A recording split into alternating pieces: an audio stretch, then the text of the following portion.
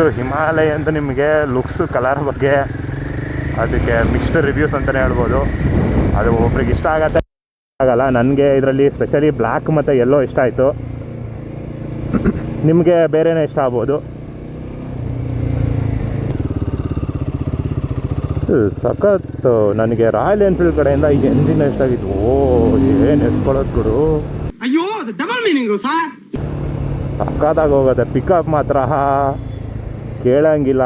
First time Royal Enfield ಕಡೆಯಿಂದ liquid cooled engine, 40 VHP, 40 Nm ಸ್ಟಾರ್ಕು, full ಹಂಗೆ experience ಮಾಡ್ಬೋದು ನೀವು. ಯಾರು ಮಾಡಕ್ ಸಾಧ್ಯ ಆಗಲ್ಲ. ಯಾವನ ಇದ್ದಾನಂತಲ್ಲಿ ರಾಜ್ಯದಲ್ಲಿಲ್ಲ, ದೇಶದಲ್ಲಿಲ್ಲ. ನಿಮಗೆ ಓಡಿಸ್ಬೇಕಾದ್ರೂ ಸ್ವಲ್ಪ ಬಲ್ಕಿ ಅನ್ಸತ್ತೆ. ಇದು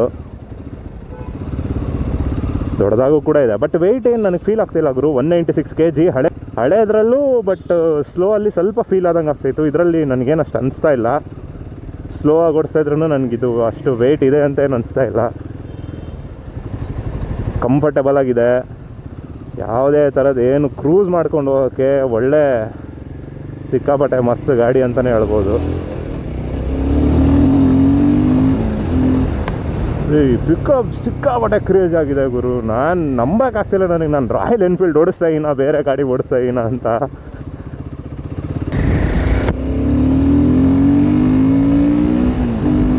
ಪವರ್ ನೋಡು ಗುರು.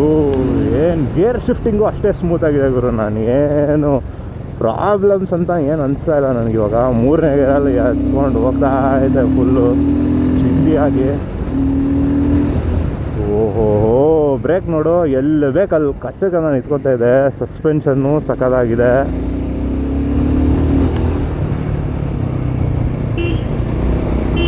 ಆರನ್ನು ಹೆಂಗಿದೆ ಆರನ್ನು.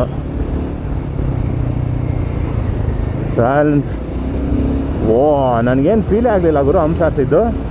ಒಳ್ಳೆ ಹೂವು ಹೊರಟೋದಂಗೆ ಹೊರಟೋಗುತ್ತೆ. ಏನು ಆರಿಸ್ಕೊಂಡು ಹೋಗ್ತಾ ಏನು ಗುರು. ಸಖತ್ ನಿಂತ್ಕೊಂಡು ಓಡಿಸ್ಬೇಕಂದ್ರೂ ಆರಾಮ್ ನಿಂತ್ಕೊಂಡು ಹೋಗ್ಬೋದು. ಸಖತ್ತಾಗಿದೆ ಅದು. ನಂಗೆ ಫೀಲ್ ಆಗ್ತಿಲ್ಲ ಸಸ್ಪೆನ್ಷನ್ ವೈಸು, ಇಂಜಿನ್ ವೈಸು. ನಂಬೋಕ್ಕಾಗ್ತಿಲ್ಲ ನಾನೊಂದು ರಾಯಲ್ ಎನ್ಫೀಲ್ಡ್ ಓಡಿಸ್ತಾ ಇದ್ದೀನಂತ.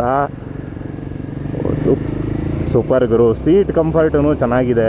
ಏನು ನನಗೇನು ಅನಿಸ್ತಾ ಇಲ್ಲ. ಸ್ವಲ್ಪ ದೊಡ್ಡದಾಗೇ ಇದೆ. ಆರಾಮ್ ಒಳ್ಳೆ ರೂಮ್ ಇದೆ ನಿಮಗೆ.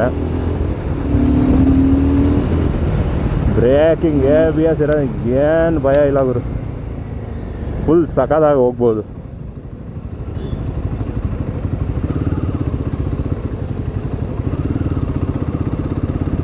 ನಿಮಗೆ ಇದ್ರದ್ದು ಡಿಸಡ್ವಾಂಟೇಜ್ ಇನ್ನೊಂದೇನಪ್ಪ ಅಂತಂದರೆ TFTಯಲ್ಲಿ ಇದು ಗೂಗಲ್ ಮ್ಯಾಪ್ಸ್ ತೋರಿಸ್ತಾರೆ, ಎಲ್ಲ ಬರತ್ತೆ ಅಂತ ಹೇಳ್ತಾರೆ. ನೋಡಿರ್ತೀರ ಎಷ್ಟೊಂದು ಯೂಟ್ಯೂಬರ್ಸಲ್ಲಿ. ಬಟ್ ಅದು ನಿಮ್ಮ ಸ್ಕ್ರೀನ್ ಯಾವಾಗಲೂ ಆನ್ ಆಗಿದ್ರೆ ಮಾತ್ರನೇ ಬರೋದು, ಇಲ್ಲ ಅಂತಂದರೆ ಬರಲ್ಲ, ಆಫ್ ಆಗೋಗುತ್ತೆ. ಸೊ ಸ್ಕ್ರೀನ್ ಯಾವಾಗಲೂ ಆನ್ ಆಗಿಡ್ಕೊಂಡು ಇದರಲ್ಲಿ ನೋಡ್ಕೊಂಡು ಓಡಿಸೋಂಥದ್ದು ಅದು ಒಂದು ಮೇಜರ್ ಡಿಸಡ್ವಾಂಟೇಜ್ ಅನಿಸ್ತು ನನಗೆ TFTದು. ಜೊತೆಯಲ್ಲಿ ಇದರಲ್ಲಿ ರೈಡಿಂಗ್ ಮೂಡ್ಸ್ ಕೊಟ್ಟಿದ್ದಾರೆ. ಇದ್ರದ್ದು ತುಂಬ ಸಿಕ್ಕಾಪಟ್ಟೆ ಸ್ವಿಚ್ಗಳಿಲ್ಲ. ಇಲ್ಲಿ ಡೈರೆಕ್ಟಾಗಿ ಹಿಂಗೆ ಚೇಂಜ್ ಮಾಡ್ಕೊಳೋದು. ಇದು ಇಲ್ಲಿ ನಾನೇನು ಲೆಫ್ಟ್ ಹ್ಯಾಂಡಲ್ಲಿ ಇಲ್ಲಿ ತೋರಿಸ್ತಾ ಇದ್ದೀನಿ, ಇಲ್ಲೇ ಚೇಂಜ್ ಮಾಡ್ಕೊಳೋದು ಇದೆಲ್ಲ. Riding modes, ABS, traction control. ಇದರಲ್ಲಿ ಇನ್ನೊಂದೇನೆಂದರೆ ಕ್ರೂಸ್ ಕಂಟ್ರೋಲ್ ಒಂದು ಕೊಟ್ಟಿದ್ದರೆ ಒಳ್ಳೆ ಕ್ರೂಸರ್ಸ್ಗೆ ಒಳ್ಳೆ ಮಜಾ ಬಂದಿರೋದು ಗಾಡಿ ಓಡಿಸ್ಬೇಕಾದ್ರೆ ಮಾತ್ರ. ವೈಬ್ರೇಷನ್ಸು ಇದೆ ಗುರು. ವೈಬ್ರೇಷನ್ಸ್ ಬಗ್ಗೆ ಯಾರೂ ಮಾತಾಡಿಲ್ಲ. ಸ್ವಲ್ಪ ಇದೆ ವೈಬ್ರೇಷನ್ಸು, ಇಲ್ಲ ಅಂತ ಕಂಪ್ಲೀಟಾಗಿ ಏನು ಫುಲ್ ಸಾಫ್ಟ್ ಸ್ಮೂತ್ ಇಂಜಿನ್ ಅಂತ ಹೇಳೋಂಗಿಲ್ಲ. ಫುಟ್ ಪೆಕ್ಸಲ್ಲೆಲ್ಲ ಸ್ವಲ್ಪ ಇದೆ ವೈಬ್ರೇಷನ್. ಹ್ಯಾಂಡಲ್ ಬಾರ್ಸಲ್ಲೂ ವೈಬ್ರೇಷನ್ಸ್ ಇದೆ. ನಾನೊಂದು 4000-5000 RPM ದಾಟಿದಾಗ ವೈಬ್ರೇಷನ್ಸ್ ಬರುತ್ತೆ. ಬಟ್ ನೀವು ಅದೇ 5th ಗೇರ್ಗೆಲ್ಲ ಹೋದಾಗ ಆರಾಮಾಗಿ ಕ್ರೂಸ್ ಮಾಡ್ಕೊಂಡು ಹೋಗ್ತಿರ್ಬೇಕಾದ್ರೆ ಅಷ್ಟು ಏನು ಅನಿಸಲ್ಲ. ಇದು ಶಾರ್ಟ್ ಗೇರಿಂಗ್ ಇದೆ ನಿಮ್ಗೆ. ಆಲ್ಮೋಸ್ಟ್ 4th ಗೇರ್ವರೆಗೂ ಶಾರ್ಟ್ ಗೇರಿಂಗ್ ಇದೆ. ಅದಾದಮೇಲೆ ಸ್ವಲ್ಪ ಗೇರಿಂಗ್ ಟಾಲ್ ಇದೆ. ನಿಮ್ಗೆ ಇದ್ರದ್ದು ಪವರ್ ಯಾವ ಫೀಲ್ ಆಗುತ್ತೆ ಗೊತ್ತಾ? ನನಗೆ 2500-2000 RPMವರೆಗೂ ನನಗೇನದು ಪವರ್ ಇದೆ ಅಂತ ಅನ್ಸಲ್ಲ. ಯಾವಾಗ ಒಂದು ಸತಿ 4000 ದಾಟಿದ ತಕ್ಷಣ ಫುಲ್ ಪವರ್ ಇದೆ ಅಂತ ಅನ್ಸುತ್ತೆ.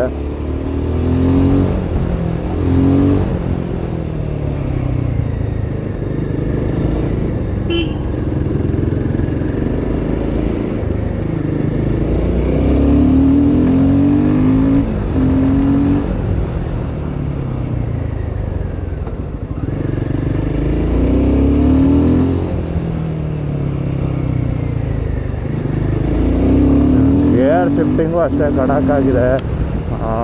ಬ್ರೇಕಿಂಗ್ ನೋಡು ಏನು ಭಯಲ್ಲ ಗುರು, ಸಖತ್ತು. ಇದು ಅಲಾಯ್ ವೀಲ್ಸು ನಿಮಗೆ ಇದು ಟ್ಯೂಬ್ಲೆಸ್ ಟೈರ್ಸ್ ಒಂದು ಮೇಜರ್ ಕನ್ಸರ್ನ್ ಇತ್ತು ಎಲ್ಲರಿಗೂ, ರಾಯಲ್ ಎನ್ಫೀಲ್ಡ್ ಹಳೆ ಹಿಮಾಲಯನ್ ಓನರ್ಸ್ಗೆ. ಸೊ ಇವ್ರು ಇವಾಗ ಟ್ಯೂಬ್ಲೆಸ್ ಟೈರ್ಸ್ ಕೊಟ್ಟಿದ್ದಾರೆ, ಅದರ ರಿಮ್ಸು ಟ್ಯೂಬ್ಲೆಸ್ ಅಲ್ಲ, ವಿತ್ ಟ್ಯೂಬೇನೆ. ಅದು ಇನ್ನೂ ಟೆಸ್ಟಿಂಗ್ ನಡೀತಾ ಇದೆ. ಅದೆಲ್ಲ ಓಕೆ ಸಿಕ್ಕಾದ್ಮೇಲೆ ನಿಮಗೆ ಅವರು ಮಾಡಿಸೋದು. ಬೇರೆ ಔಟ್ ಆಫ್ ಇಂಡಿಯಾ ಎಲ್ಲ ಅದು ಆಲ್ರೆಡಿ ಇದೆ, ಇಲ್ಲಿ ಮಾತ್ರ ಇಲ್ಲ.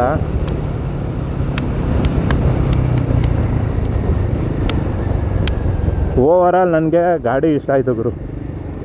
ಓವರಾಲ್ ಏನು ವೈಬ್ರೇಷನ್ ಒಂದಿದೆ, ಅದು ಬಿಟ್ಟರೆ ಬ್ರೇಕಿಂಗ್ ಆಗಲಿ ಕ್ಲಚ್ ಇದಾಗಲಿ ಸೂಪರ್ ಆಗಿದೆ, ಮಾತುಗಳಿಲ್ಲ ಏನು.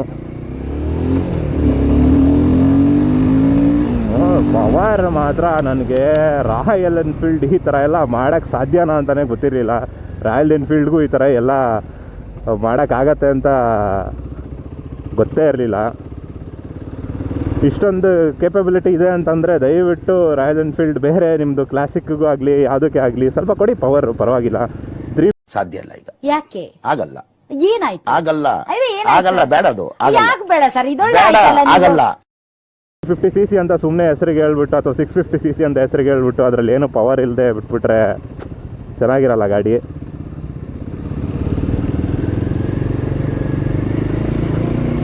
ಇನ್ನೊಂದು ನಾನು ಏನು ಹೇಳೋದಪ್ಪ ಅಂತಂದರೆ, ಫಸ್ಟು ಗಾಡಿ ಬಿಟ್ಟ ತಕ್ಷಣ ತೊಗೋಬೇಡಿ. ಯಾಕಂದರೆ ಹಿಮಾಲಯನಲ್ಲಿ ಸ್ವಲ್ಪ ರಿಲಯಬಿಲಿಟಿ ಇಶ್ಯೂಸ್ ಇದೆ ಅಂತ ಸಿಕ್ಕಾಪಟ್ಟೆ ನಾವು ನೋಡಿದ್ದೀವಿ. ಸೊ ಈ ಸ್ವಲ್ಪ ದಿನ ಕಾಯಿರಿ, ಸ್ವಲ್ಪ ಜನ ತಗೊಳ್ಳಿ, ಏನಾದರೂ ಇಶ್ಯೂ ಬರುತ್ತಾ ಬರಲ್ವಾ ನೋಡಿ. ಯಾಕಂದರೆ ಯೂಟ್ಯೂಬರ್ಸ್ಗೆಲ್ಲ ಆಲ್ಮೋಸ್ಟು ದುಡ್ಡು ಕೊಟ್ಬಿಟ್ಟು ಮಾಡಿಸ್ಬಿಟ್ಟಿರ್ತಾರೆ ರಿವ್ಯೂಸು, ಏನಾಗಿದ್ರೂ ಎಲ್ಲ ಮುಚ್ಚಾಕ್ಬಿಟ್ಟಿರ್ತಾರೆ. ಸೊ ಹಾನೆಸ್ಟ್ ನಿಮಗೆ ರಿವ್ಯೂ ಸಿಗಬೇಕಂತಂದರೆ ಒಂದು ಸ್ವಲ್ಪ ದಿನ ಕಾಯಿರಿ, ಜನರು ಯೂಸ್ ಮಾಡಲಿ, ಹೆಂಗಿದೆ ಏನು ಗೊತ್ತಾಗತ್ತೆ. ಸದ್ಯಕ್ಕೆ ನನಗೆ ಟೆಸ್ಟ್ ರೈಡಲ್ಲಿ ಎಷ್ಟು ನಾನು ರಿವ್ಯೂ ಮಾಡೋಕ್ಕಾಗತ್ತೋ, ಹಾನೆಸ್ಟ್ ಒಪಿನಿಯನ್ ಕೊಡೋಕ್ಕಾಗತ್ತೋ ಅಷ್ಟು ಕೊಟ್ಟಿದ್ದೀನಿ. ವೈಬ್ರೇಷನ್ಸ್ ಅಂತೂ ಇದೆ, ಆಮೇಲೆ TFT ಇದೊಂದು ಮೇಜರ್ ಇದು ಇದೆ. ಅದು ಬಿಟ್ಟರೆ ಟ್ಯೂಬ್ಲೆಸ್ದೊಂದು, ಅದು ಬಿಟ್ಟರೆ ಪವರ್ ವಿಷಯದಲ್ಲಾಗಲಿ ಬ್ರೇಕಿಂಗ್ ವಿಷಯದಲ್ಲಾಗಲಿ ಮಾತುಗಳಿಲ್ಲ, ಹೇಳ್ತಾಯಿದ್ದೀನಿ. ಫುಲ್ ಸಖತ್ ಪವರ್. ಕಂಪ್ರೆಷನ್ ರೇಷಿಯೋ ಜಾಸ್ತಿ ಮಾಡೋದಕ್ಕೆ ಪವರ್ ಜಾಸ್ತಿ ಆಗಿದೆ. ಹೀಟಿಂಗು ಏನಷ್ಟು ಅನಿಸ್ತಾ ಇಲ್ಲ. ಇವಾಗೇನು ನಾನು ಟ್ರಾಫಿಕಲ್ಲಿ ಓಡಿಸಿಲ್ಲ ಬಿಡಿ. ನಾನು ಏನಕ್ಕೆ ಆವಾಗಲೇ ಹೊಸ ಗಾಡಿ ಇವಾಗೇನೆ ತೊಗೋಬೇಡಿ ಬಿಟ್ಟ ತಕ್ಷಣ ಅಂತ ಹೇಳಿದೆ ಅಂತಂದರೆ, ಇವಾಗ ನೋಡಿ ನಮ್ಮ ಎಕ್ಸಾಂಪಲ್ ಟಿಪಿಕಲ್ ಗಾಡಿ ಅವರು KTM 390 ಡ್ಯೂಕ್ ಹೊಸ ಜನ್ರೇಷನ್ ಏನು ಬಿಟ್ಟರು ಅದನ್ನು ತೊಗೊಂಡ್ರು. ಅವರು ತುಂಬ ಇಷ್ಟಪಟ್ಟೆ ತೊಗೊಂಡ್ರು. ಆಲ್ರೆಡಿ ಅದರಲ್ಲಿ ಇಶ್ಯೂಸ್ ಇದೆ. ಸೊ ಅವರೇ ಹೇಳ್ದಂಗೆ ಅವರು ಹೇಳಿದ್ರು, ಎಷ್ಟೊಂದು ಜನ ಯೂಟ್ಯೂಬರ್ಸ್ ದುಡ್ಡು ಕೊಟ್ಬಿಟ್ಟು ಎಲ್ಲ ಮುಚ್ಚಾಕ್ಸ್ಬಿಟ್ಟಿರ್ತಾರೆ, ಏನು ರಿಯಾಲಿಟಿ ಏನಂತ ಜನಕ್ಕೆ ತೋರಿಸಲ್ಲ. ಅವರು ಪಾಪ ತುಂಬ ಹಾನೆಸ್ಟಾಗಿ ರಿವ್ಯೂ ಕೊಡ್ತಾರೆ. ನಾನು ಎಲ್ಲ ರಿವ್ಯೂ ನೋಡ್ತೀನಿ ಅವ್ರದ್ದು, ತುಂಬ ಹಾನೆಸ್ಟಾಗಿ ರಿವ್ಯೂ ಕೊಡ್ತಾರೆ ಎಲ್ಲ ಗಾಡಿದೂ. ಸೊ ಅದೇ ರೀತಿ ಇದರಲ್ಲೂ ಇರ್ಬೋದು, ಹೇಳೋಕ್ಕಾಗಲ್ಲ. ಸೊ ಸ್ವಲ್ಪ ವೆಯ್ಟ್ ಮಾಡಿ, ಜನ ತೊಗೊಂಡು ಜನರಿಂದ ಹೆಂಗೆ ಬರುತ್ತೆ ರೆಸ್ಪಾನ್ಸ್ ಅದನ್ನು ನೋಡಿ, ಅದನ್ನು ನೋಡಿಬಿಟ್ಟು ಅದಾದಮೇಲೆ ತೊಗೊಳ್ಳಿ ಅಂತ ನಾನು ಹೇಳೋಕ್ಕೆ ಇಷ್ಟಪಡೋದು. ಯಾಕಂದರೆ ಕೊಡೋದು ಏನು ಕಡಿಮೆ ದುಡ್ಡು ಕೊಡ್ತಾರಲ್ಲ ನೀವೇನು, ಅದೇನು 3-3.5 ಲಕ್ಷ ಅಂದರೆ ಸುಮ್ಮನೆ ಅಲ್ಲ. ಈಗ ಇನ್ನಷ್ಟು ಫೀಚರ್ಸ್ ಹಾಗೂ ಸ್ಪೆಕ್ಸ್ ನೋಡೋಣ ಹಿಮಾಲಯನ್ದು. ನಾನು ಹೇಳಿದ್ನಲ್ಲ ಬ್ಲ್ಯಾಕ್ ಆ್ಯಂಡ್ ಎಲ್ಲೋ ಇದೆ, ಅದು ಬೇಸ್ ವೇರಿಯಂಟ್ಗಿಂತ 15,000 ಜಾಸ್ತಿ. ಫೀಚರ್ಸ್ ವೈಸ್ ಆಗಲಿ ಇಂಜಿನ್ ವೈಸ್ ಆಗಲಿ ಏನೂ ಡಿಫ್ರೆನ್ಸ್ ಇಲ್ಲ. ಜಸ್ಟ್ ಕಲರ್ಗೋಸ್ಕರ ನೀವು 15,000 ಜಾಸ್ತಿ ಕೊಡಬೇಕು. ಸೊ ಈ ಗಾಡಿ ಇದು ಬೇಸ್ ವೇರಿಯಂಟ್, ಬೇಸ್ ಕಲರ್ ಇದರ ಪ್ರೈಸ್ ಬಂದುಬಿಟ್ಟು ಎಕ್ಸ್ ಶೋರೂಮ್ 2,69,000. ಈ ಕಲರು 2,74,000. ಈ ಕಲರ್ ಬಂದುಬಿಟ್ಟು 2,79,000. ಹಾಗೂ ಇದೇ ಟಾಪ್ ವೇರಿಯಂಟು, ಈ ಕಲರು 2,84,000. ಸೊ ನಿಮ್ಗೆ ಯಾವ ಕಲರ್ ಲೈಕ್ ಆಗುತ್ತೋ ಆ ಕಲರ್ ತೊಗೊಳ್ಳಿ. ಬಟ್ ಇಂಜಿನ್ ವೈಸ್ ಹಾಗೂ ಸ್ಪೆಸಿಫಿಕೇಷನ್ ವೈಸು ಏನೂ ಚೇಂಜ್ ಇರಲ್ಲ. ಡಿಸೈನ್ ವೈಸ್ ನೋಡಿ, ಇದು ಸ್ವಲ್ಪ ಯೂನಿಕಾಗಿ ಮಾಡಿದ್ದಾರೆ ಇದರ ಟೈಲ್ ಲೈಟ್ ಡಿಸೈನು. ಈ ಇಂಡಿಕೇಟ್ರಲ್ಲಿನೇ ನಿಮಗೆ ಟೈಲ್ ಲೈಟು ಕೊಟ್ಬಿಟ್ಟಿದ್ದಾರೆ, ಸಪ್ರೇಟ್ ಟೈಲ್ ಲೈಟ್ ಅಂತ ಏನಿಲ್ಲ. ಸೊ ಈ ಥರ ಡಿಸೈನ್ಗೆ ನಾವು ಇಂಟಿಗ್ರೇಟೆಡ್ ಟೈಲ್ ಲೈಟ್ ಡಿಸೈನ್ ಅಂತ ಕರಿತೀವಿ. ಇದು ಒಂಥರ ಯೂನಿಕಾಗಿ ಚೆನ್ನಾಗಿದೆ. ಟೈರ್ಸ್ ಬಗ್ಗೆ ಮಾತಾಡೋದ್ರೆ ನಿಮಗೆ ಸಿಯಾಟ್ 140/80 ಸೆಕ್ಷನ್ ಟೈರ್ ಕೊಟ್ಟಿದ್ದಾನೆ. ಫ್ರಂಟಲ್ಲಿ 90/90 ಸೆಕ್ಷನ್ ಟೈರ್ ಕೊಟ್ಟಿದ್ದಾನೆ. ಇಂಜಿನ್ ಬ್ಯಾಶ್ ಪ್ಲೇಟ್ ಕ್ವಾಲಿಟಿ ನೋಡಿ, ಪ್ರೀಮಿಯಮ್ ಸಖತ್ತಾಗಿದೆ. ಹಾಗೂ 43 mm ಶೋವಾ ಸಸ್ಪೆನ್ಷನ್ಸು, ಅದು ಕೂಡ ಸಖತ್ತಾಗಿ ಪರ್ಫಾರ್ಮ್ ಮಾಡ್ತು. 17 ಲೀಟರ್ಸ್ ಟ್ಯಾಂಕು, ಸ್ವಿಚಬಲ್ ABS ಇದೆ. ಇದ್ರ ಸೈಲೆನ್ಸರ್ ಡಿಸೈನ್ ಇದೆ ನೋಡಿ, ಅದಂತೂ ನನಗೆ ಫುಲ್ ಸಖತ್ತಾಗಿ ಒಂಥರ ಪ್ರೀಮಿಯಮ್ ಡಿಸೈನ್ ಥರ ಅನಿಸ್ತಿದೆ. ಆ ಸೈಲೆನ್ಸರ್ ಡಿಸೈನು ತುಂಬ ಇಷ್ಟ ಆಯ್ತದು. ಒಂದು ಕೊನೆಯ ಪಾಯಿಂಟು ಹಾಗೂ ಒಳ್ಳೆ ಪಾಯಿಂಟ್ ಏನಪ್ಪ ಅಂತಂದರೆ ಸೀಟ್ ಹೈಟು ಇದರಲ್ಲಿ ಅಡ್ಜಸ್ಟಬಲ್ ಇದೆ. ಸ್ಟಾಕ್ ಸೀಟ್ ಹೈಟ್ ಬಂದುಬಿಟ್ಟು ನಿಮಗೆ 825 mm ಇರುತ್ತೆ. ಅದನ್ನು ಬೇಕಾದರೆ ನೀವು 845 mm ಅಂದರೆ 20 mm ಜಾಸ್ತಿ ಮಾಡ್ಕೋಬೋದು. ಹೆಂಗಂದರೆ ಇದನ್ನು ನೀವು ಮೇಲ್ಗಡೆ ಪಾಯಿಂಟಿಗೆ ಹಾಕಿದ್ರೆ ಅದು 845 mm ಸೀಟ್ ಹೈಟ್ ಆಗುತ್ತೆ. ಮತ್ತೆ ತೆಗ್ಬಿಟ್ಟು ಕೆಳಗಡೆ ಹಾಕಿದ್ರೆ ಅದು 825 mm ಆಗುತ್ತೆ. ಇನ್ನೂ ಕುಳ್ಳ ಇರೋರಿಗೆ ಇನ್ನೂ ಒಂದು ಆಪ್ಷನ್ ಇದೆ. ಏನಪ್ಪ ಅಂತಂದರೆ ರ್ಯಾಲಿ ಎಡಿಷನ್ ಒಂದು ಸೀಟ್ ಬರುತ್ತೆ ಎಕ್ಸ್ಟ್ರಾ, ಅದನ್ನು ನೀವು ತರಿಸ್ಕೋಬೇಕು. ಅದು ತರಿಸ್ಕೊಂಡ್ರೆ ಅದು 805 mm ಸೀಟ್ ಹೈಟ್ ಇರುತ್ತೆ ಅದ್ರದ್ದು ಸ್ಟಾಕು. ಅದು ಮತ್ತು ಅಡ್ಜಸ್ಟೇಬಲ್ ಅಪ್ ಟು 825 mm, ಅದರಲ್ಲೂ 20 mm ಅಡ್ಜಸ್ಟ್ ಮಾಡ್ಕೋಬೋದು ನೀವು. ಇದಿಷ್ಟು ಹಿಮಾಲಯನ್ 450ಯ ಕತೆ.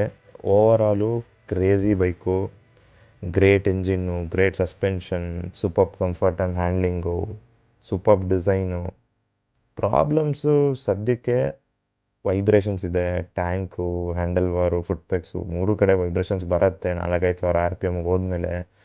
ಹಾಗೂ ಟ್ಯೂಬ್ಲೆಸ್ ಟೈರ್ಸ್ ಇನ್ನೂ ಕೊಟ್ಟಿಲ್ಲ. ನೀವೇನಾದರೂ ಗೂಗಲ್ ಮ್ಯಾಪ್ಸ್ ಫೀಚರ್ಸ್ನ ತುಂಬ ಆಸೆ ಇಟ್ಕೊಂಡು ತೊಗೋತೀರಾ ಅಂತಂದರೆ ಅದು ಬರೀ ಮೊಬೈಲ್ ಸ್ಕ್ರೀನ್ ಆನ್ ಆಗಿದ್ರೆ ಮಾತ್ರ ವರ್ಕ್ ಆಗೋದು. ಅದು ಒಂದು ಡಿಸಡ್ವಾಂಟೇಜ್ ಅಂತ ಕನ್ಸಿಡರ್ ಮಾಡ್ಕೊತಾ ಇದ್ದೀನಿ ನಾನು. ಸೊ ಇದು ನನ್ನ ಹಿಮಾಲಯನ್ 450ಯ ರಿವ್ಯೂ. ಸಬ್ಸ್ಕ್ರೈಬ್ ಮಾಡೋದು ದಯವಿಟ್ಟು ಮರಿಬೇಡಿ, ಸಬ್ಸ್ಕ್ರೈಬ್ ಮಾಡಿಬಿಡಿ. ಧನ್ಯವಾದಗಳು.